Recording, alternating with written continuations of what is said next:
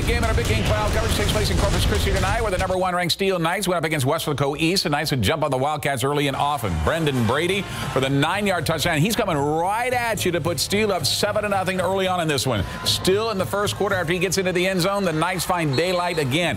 Quarterback Xavier Martin off the play-action fake to Caden Stearns in stride for the 56-yard touchdown.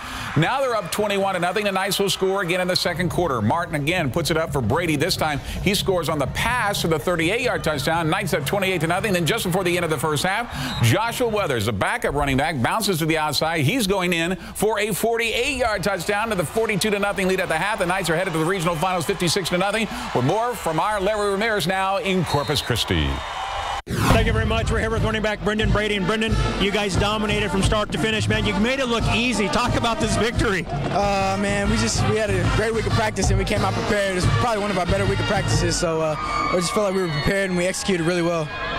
How important is it for you guys to march down the field and punch in on your first offensive series? Oh, that's huge, because I mean, and sometimes in the past we've relied on big plays, but we need to be able to march the field that way against good defenses. We know we are able to punch it in. So, Coach started pulling starters in the second quarter. Talk about the importance of the reserves getting a lot of quality time tonight. Oh, that's huge, because starter goes down, you're going to want people to come in and back you up and be just as good, if not better than you. So, just great players. Cool, man. Last thing, I think one of your entrance is one of the coolest in high school football, standing in the tunnel, the music, the smoke. You guys are back there getting all hyped up. What's that like, man, before you run onto the field? That's huge. It gets us pumped. It gets us ready to go.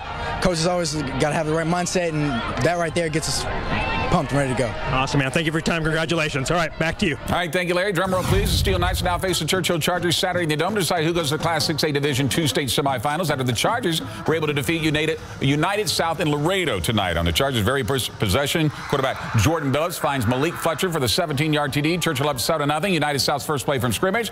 Court Jaquez strips the ball away, recovers the fumble. Malik Fletcher then finds the end zone again, this time from 3 yards out to make it 14-0. And then Churchill strikes again. This time it's a backup quarterback, Derek Pettis, going in from a yard out. The Chargers will be seeing the Steele Knights next Saturday in the Dome. Churchill wins it 38-0. Champion Chargers spending their Thanksgiving holiday still in the high school football playoffs, so they have to go up against powerhouse Calallen in the third round. Chargers get on the board first. Davis Brin pop pass to Zach Duncan, takes it in for 27-yard TD.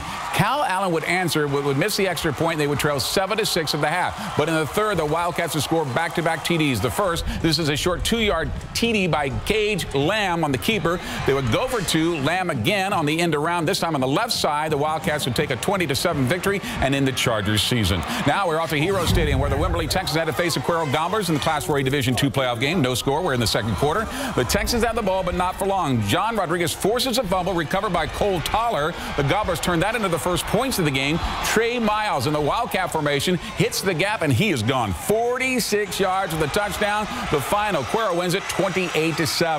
The Holy Cross Knights need one more win to get to the Taft State title game, but they'd have to get past undefeated Regents out of Austin in Seguin tonight. Holy Cross quarterback Vincent Colpion finds E.J. Pettis for the TD. Extra point no good. The Knights trail 7-6. The Regents' Jace Franklin is able to find Will Fisher. He makes a nice move, and watch what he does here after making the reception. He takes that pass and he cuts back to the outside. He gets down to the 1 for a gain of 66 yards. Then Connor Allen is going to take it the rest of the way, and in the process score off that nice big gain. And let's go to the big game playoff coverage scoreboard for some finals for you. Holy Cross's season in by the Austin Regents. Navarro continues on and stay undefeated, 55-34 over Wharton. Somerset's season is over thanks to Waco La Vega. And how about Richmond Foster, a Vigo Pass win, 55-0.